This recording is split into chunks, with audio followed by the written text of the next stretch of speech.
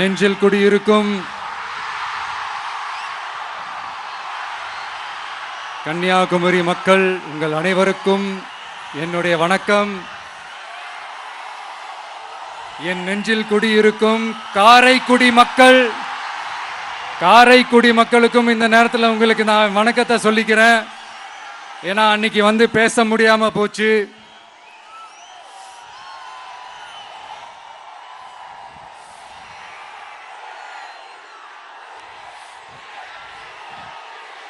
நம்ம கன்னியாகுமரி மண்ணுக்கு வந்தது ரொம்ப ரொம்ப சந்தோஷம்.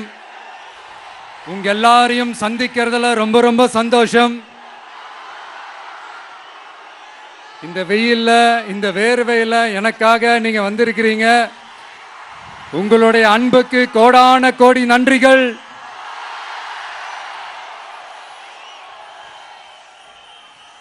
நான் ஒரு சில விஷயங்க நான் கொஞ்சம் அறிவிக்கலான் இருக்கேன். கொஞ்சம் அதை மட்டும் கொஞ்சம் அமைதியா கேட்டீங்கன்னா கொஞ்சம் நல்லா இருக்கும். படிக்கலாமா?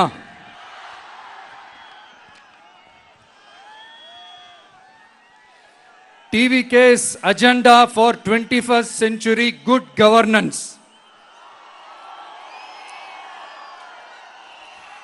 லஞ்சம் இல்லாமல் ஒவ்வொருவருக்கும் அரசின் நலத்திட்டம் போய் சேரும்.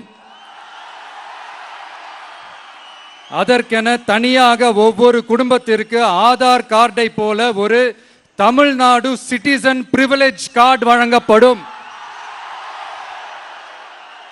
ஒவ்வொரு குடும்பத்தை பற்றிய அனைத்து தரவுகளும் அதில் இருக்கும்.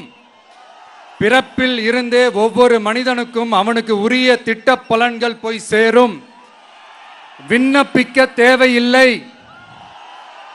லஞ்சம் கொடுத்து வேதனை அடைய தேவையில்லை. வீட்டு வாசலுக்கே அரசாங்கத்தின் நலத்திட்டங்கள் வந்து சேரும். AI உதவியுடன் இதற்கான தரவுகள் சாத்தியமாக்கப்படும். இது ஏதோ ஸ்டாலின் சார் விடுற கதை மாதிரி இல்ல.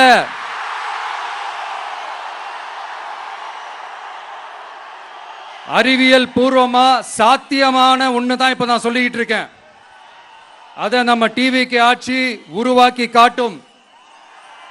அதாவது இதுவரைக்கும் இந்த கவர்மெண்ட் சிஸ்டத்துல இப்ப நீங்க ஏதாவது ஒரு கவர்மெண்ட் ஆபீஸுக்கு போய் ஒரு வேலை செஞ்சு கொடுக்க போய் கேட்டீங்கன்னா இவங்கள பாரு அவங்கள பாரு, இப்ப வா அப்புறம் வா, இந்த டாக்குமெண்ட் சரியில்லை அந்த டாக்குமெண்ட் சரியில்லை, அதை எடுத்துக்கிட்டு வா இதை எடுத்துக்கிட்டு வான்னு இழுத்தடிச்சுக்கிட்டே இருப்பாங்க. அப்படிப்பட்ட இழுத்தடிக்கிறதுக்கு காரணம் வந்து டாக்குமெண்ட்ஸ் இல்ல, டப்பு லஞ்சம். இப்படிப்பட்ட ஒரு சிஸ்டம் வந்து அதுக்கு பேர் குட் கவர்னன்ஸ் இல்ல, ஹராஸ்மெண்ட். அதுக்கு பேர் ஹராஸ்மெண்ட். இந்த டப்புலாம் வாங்குறாங்கல்ல, இது சம்பந்தப்பட்ட அந்த ஆபீசருக்கு மட்டுமே போறதில்ல, சம்பந்தப்பட்ட அந்த மினிஸ்டருக்கும் ஒரு கட்டு போகுது. அதனால முதல்ல இத க்ளோஸ் பண்ணணும், இத முறியடிக்கணும்.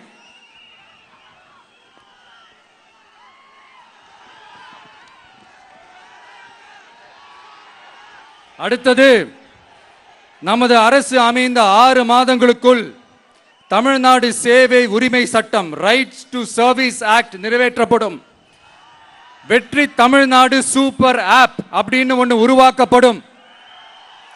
அதுல driving licence, ration card, birth certificate, scheme tracking, complaint filing வரை அனைத்தும் உங்கள் உள்ளங்கையிலேயே உங்கள் மொபைலிலேயே இருக்கும். இதில் எந்த சேவை தாமதமானாலும் அந்த அதிகாரி மீது நடவடிக்கை எடுக்கப்படும். மீண்டும் சொல்றேன், இடைத்தரகர் என்று எவரும் இல்லை, எவ்வித லஞ்சமும் இல்லை.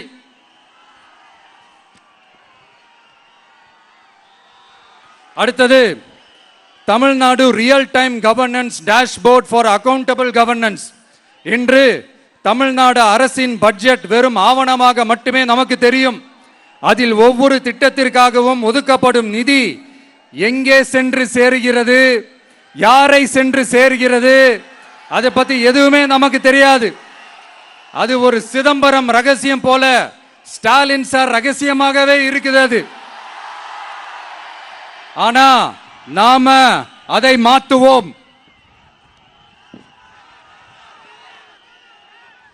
அடுத்தது citizen as partners in governance. நமது அரசியல் பொதுமக்கள் வெறும் வாக்காளர்களாக மட்டும் இருக்க தேவையில்லை. மாறாக பொதுமக்கள் அனைவரும் அரசின் பங்காளர்களாக இருப்பார்கள். மை வெற்றி தமிழ்நாடு .in என்ற இணையதளம் ஒன்று உருவாக்கப்படும். மாநிலத்தின் வளர்ச்சிக்கான யோசனைகளை பொதுமக்களும் முன்வைக்கலாம். கொள்கை முன்மொழிவுகளுக்கு வாக்களிக்கலாம். அரசு சேவைகளை மதிப்பிடலாம். நிதிநிலை அறிக்கை செலவினங்களை கண்காணிக்கலாம். மக்கள் அரங்கம் என்ற திட்டத்தின் மூலம் தமிழக வரலாற்றில் முதன்முறையாக குடிமக்கள் ஒரு முறையான டிஜிட்டல் தளம் மூலம் நேரடியாக சட்டமன்றத்தில் மனுக்களை சமர்ப்பிக்க முடியும். 10,000 சரிபார்க்கப்பட்ட கையொப்பங்களுடன் ஒரு மனு சமர்ப்பிக்கப்பட்டால் அதிகாரப்பூர்வ பதிலை அரசு அளிக்க வேண்டியது கட்டாயமாக்கப்படும். அடுத்தது அதே மாதிரி 5 லட்சம் கையொப்பங்கள் கொண்ட மனு எனில் அது குறித்து தமிழக சட்டமன்றத்தில் கட்டாயமாக விவாதம் நடத்தப்படும். சட்டமன்ற கூட்டத்தொடரில் ஒரு முழு நாள் பொதுமக்கள் மனுக்களுக்கென்றே தனி நேரமாக ஒதுக்கப்படும். அடுத்தது தமிழ்நாடு இந்தியாவின் செயற்கை நுண்ணறிவு மற்றும் டிஜிட்டல் தலைநகராக மாறும். AI and Digital Capital of India. 2035ஆம் ஆண்டுக்குள் செயற்கை நுண்ணறிவு இந்தியாவின் பொருளாதாரத்திற்கு 1.7 டிரில்லியன் அமெரிக்க டாலர் வரை சேர்க்கும் என்று மதிப்பிடப்பட்டுள்ளது. நமது பொறியியல் திறமையுடனும் நமது புலம்பெயர்ந்த சமூகத்துடனும் இந்த பொருளாதாரத்தை தனதாக்கிக் கொள்ளும் தனித்துவமான நிலையில் தமிழ்நாடு உள்ளது. ஆனால் இதை உலகளாவிய அளவில் நம்மை நேசிக்கும் தமிழர்கள் பலர் உள்ளதால் அவர்கள் துணையுடன் நமது செயல்பட்டால் மட்டுமே இது சாத்தியமாகும். தமிழ்நாட்டின் முதல் செயற்கை நுண்ணறிவு பல்கலைக்கழகத்தை ஏற்படுத்தி உலகளாவிய தொழில்நுட்ப நிறுவனங்கள் ஆராய்ச்சி ஆய்வகங்கள் மற்றும் புதுமையாளர்களை ஈர்க்கும் வகையில் செயற்கை நுண்ணறிவுக்கான உலகளாவிய மையமான AICTI TVK அரசு உருவாக்கும் முயற்சியில் நமது அரசு ஈடுபடும். மதுரை, கோயம்புத்தூர், சேலம் மற்றும் திருச்சியில் 1000 டீப் டெக் புத்தொழில் நிறுவனங்களுக்கு ஆதரவளிக்கும் வகையில் செயற்கை நுண்ணறிவு புத்தாக்க மையங்கள் அமைக்கப்படும். இதற்காக நமது TVK அரசு இந்தியாவின் முதல் செயற்கை நுண்ணறிவு அமைச்சகத்தை மினிஸ்ட்ரி ஆஃப் ஆர்டிபிஷியல் இன்டெலிஜென்ஸ் உருவாக்கும்.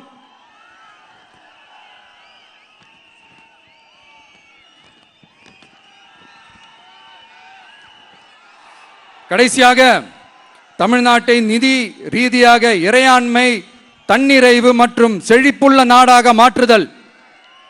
தமிழ்நாட்டுக்கு வருவாய் நன்றாக வருகிறது, ஆனால் அதைவிட அதிகமாக செலவிடப்படுகிறது. நமது மாநிலத்தின் கடன் 10.5 லட்சம் கோடியாக தாண்டியுள்ளது. கடந்த 70 ஆண்டுகளில் நாம் வாங்கியதை விட இந்த 5 ஆண்டுகளில் அதிகமாக கடன் வாங்கப்பட்டுள்ளது. நாம் இப்படியே தொடர்ந்து செல்ல முடியாது. வட்டிக்கு செலவிடப்படும் ஒவ்வொரு ரூபாயும் நம் பிள்ளையின் கல்வி, நம் குடும்பத்தின் மருத்துவம், நமது கிராம சாலை ஆகியவற்றில் இருந்து திருடப்பட்ட ஒரு ரூபாய்க்கு சமம். தமிழ்நாட்டை ஆண்ட ஒவ்வொரு கட்சியும் நம்மிடம் எங்களால் இதை சமாளிக்க முடியவில்லை என்றுதான் கூறியுள்ளது. ஆனால் உங்கள் TVKவின் பதில் மற்ற கட்சிகளிடம் இருந்து வேறுபட்டது. தமிழ்நாடு அரசால் தன் மக்களுக்கு சேவை செய்ய முடியாது என்பதை நாங்கள் ஏற்றுக்கொள்ள மாட்டோம். மக்களிடமிருந்து வரியாக ஒரு ரூபாய் கூட கூடுதலாக பெறாமல் அதிக வருவாய் ஈட்டி முறையாகவும் குறைவாகவும் செலவிட்டு முற்றிலும் புதிய வருவாய் வரும் வழிகளை உருவாக்குவதே நமது இலக்காகவும் பதிலாகவும் இருக்கும். இப்படி ஒரு ஆட்சி நமக்கு வேணும் தானே? இதுவரைக்கும் நம்மளை ஏமாத்தின இந்த அனுபவசாலிங்க ஆட்சி போதும் தானே? ஏப்ரல் 23ஆம் தேதி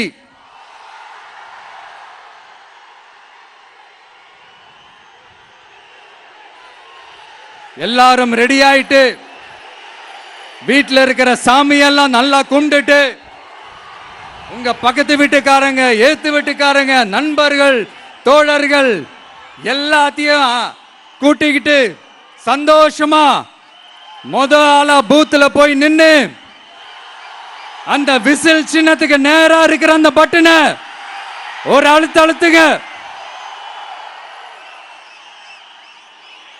இது ஒரு தலைமுறைக்கான ஒரு தேர்தல், உங்களுக்கான தேர்தல்.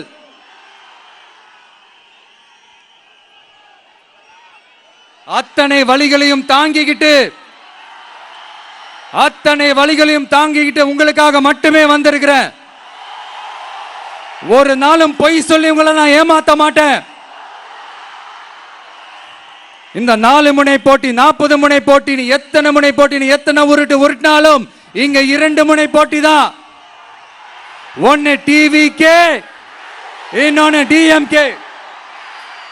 மக்கள் விரோத ஆட்சி நடத்துற ஸ்டாலின் சார் வேணுமா, மக்களை நேசிக்கிற உங்க விஜய் வேணுமா? அவ்வளவுதான் இந்த தேர்தலே. அதனால உங்க பிள்ளைக்கு, உங்க அண்ணனுக்கு, உங்க தம்பிக்கு, உங்க மகனுக்கு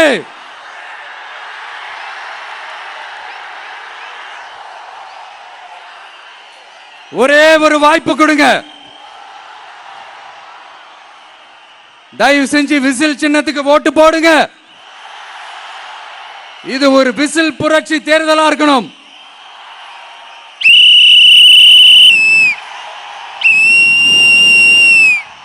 அங்க இருந்தவங்க தான் இங்க இருக்கீங்களா? பாதி பேர் வந்துட்டீங்களா? சரி, அங்கேயே நான் பேசிட்டேன். மீனவர்களுக்காக ஒரு 3 பாயிண்ட் சொல்லிட்டு கிளம்பிடுறேன்.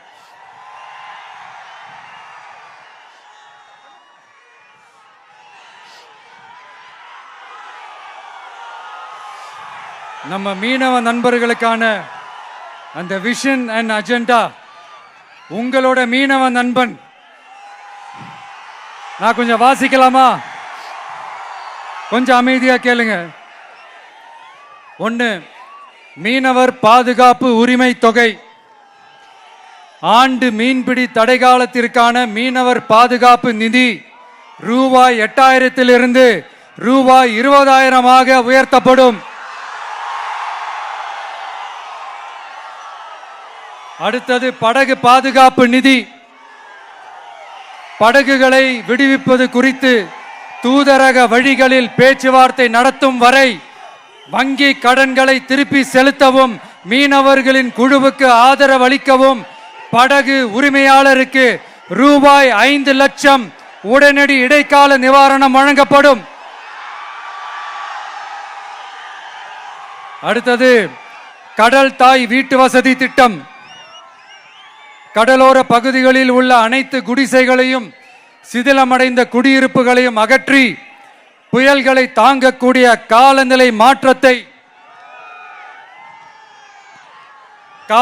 மாற்றத்தை தாங்கும் வீடுகளை கட்டுவதற்கான ஒரு தனி வீட்டு வசதி திட்டம் உருவாக்கப்படும். கடைசியா மீனவர் எரிபொருள் பாதுகாப்பு திட்டம். இயந்திர படகுகளுக்கான மாதாந்திர மானிய டீசல் ஒதுக்கீட்டை 1800 லிட்டரிலிருந்து 3500 லிட்டராக உயர்த்தப்படும். 1 லிட்டருக்கு ரூபாய் 15 என்ற நிலையான மானியம் படகு உரிமையாளரின் வங்கி கணக்கிற்கு நேரடியாக செலுத்தப்படும். இதெல்லாம் ஒரு சின்ன சாம்பிள் தான். இது ஏதோ தேர்தலுக்காக திமுக தர்ற மாதிரி வாயில வடை சுடுறது கிடையாது. உண்மையா உங்களை நேசிக்கிறதோட அதனுடைய விளைப்பாடு. இப்படித்தான் நான் உங்களை உண்மையா நேசிக்கிறோம். எல்லாரும் நான் அங்க சொன்ன மாதிரி விசில் சின்னத்துக்கு தயவு செஞ்சு ஓட்டு போடுங்க.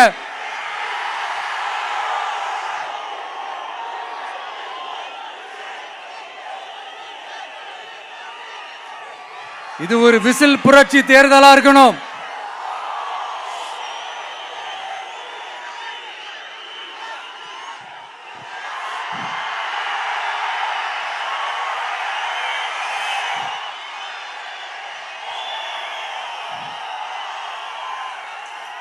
கான்பிடண்டா இருங்க, நல்லதே நடக்கும், வெற்றி நிச்சயம். நன்றி, வணக்கம்.